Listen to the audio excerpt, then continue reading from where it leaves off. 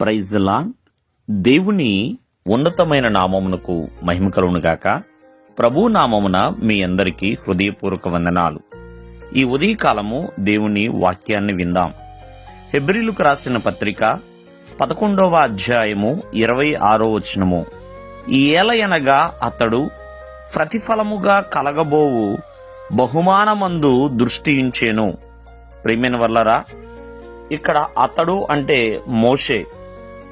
అతను ప్రతిఫలముగా కలగబోవు అంటే తనకి ఏ ప్రతిఫలముగా కలగబోతుంది, ఏంటి ఆ బహుమానం ఏంటి, తను చేసిన దానికి ఏ ప్రతిఫలము తను పొందుకోబోతున్నాడు అని ఆలోచన చేస్తే, మోషే పెద్దవాడైనప్పుడు తను కలిగి ఉన్న విశ్వాసాన్ని బట్టి ఐగుప్తు యొక్క ధనాన్ని, ఐగుప్తులో ఉన్న రాజరికాన్ని, ఐగుప్తులో ఉన్న భోగభాగ్యాలన్నిటిని కూడా విడిచిపెట్టేశాడు.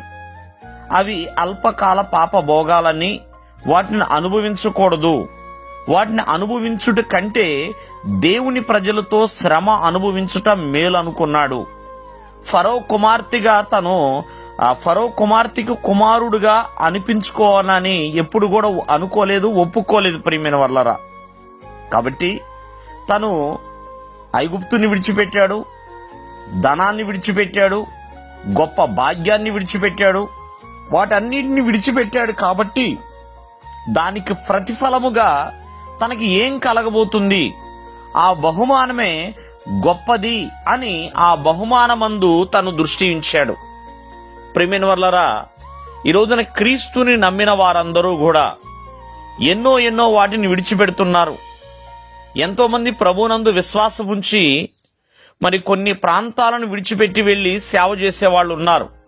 బంధువర్గాన్ని, రక్త సంబంధికుల్ని విడిచిపెట్టి సేవ చేసేవాళ్ళు ఉన్నారు చాలా మంది.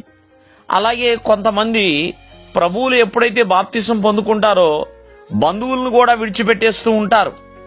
బంధువులు కూడా వీరిని మీరు ఎప్పుడైతే క్రీస్తులోకి వెళ్ళిపోయారు, మీరు మా వారు కాదు అంటూ చాలా మంది ఇలాగా విడిచిపెట్టేస్తున్నారు. దానికి ఒక ప్రతిఫలం అనేది ఉన్నది అనే విషయాన్ని ఎప్పుడు మరవబాకండి. అబ్రహామును దేవుడు పిలిచి నేను చూపించే దేశానికి వెళ్ళుము అన్నప్పుడు అబ్రహాము తన ఇంట నుండి, తన బంధువుల ఎద్దు నుండి, తన దేశానికి విడిచిపెట్టి వెళ్ళాడండి.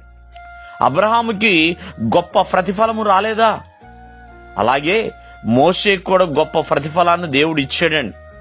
కావున ఏదైతే దేవుని కొరకు మనము త్యాగము చేస్తున్నామో, ఏదైతే దేవుని కొరకు మనం ఎప్పుడైతే విడిచిపెట్టి వస్తున్నామో దానికి ఖచ్చితంగా దేవుడు గొప్ప ప్రతిఫలాన్ని ఇస్తాడు.